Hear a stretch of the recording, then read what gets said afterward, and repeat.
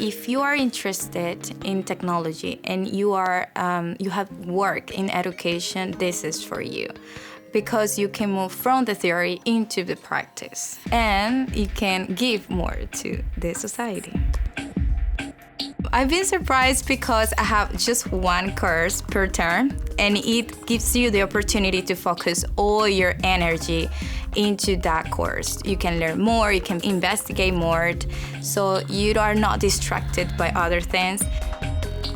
I have 4 teachers or 4 professors in the same program. I mean, it's how that works. It's not possible.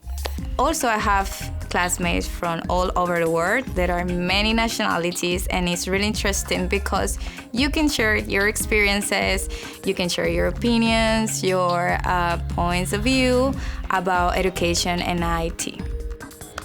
I also enjoy going to the library or the study areas because they're really quiet and comfortable, and you can concentrate on your work and do your best.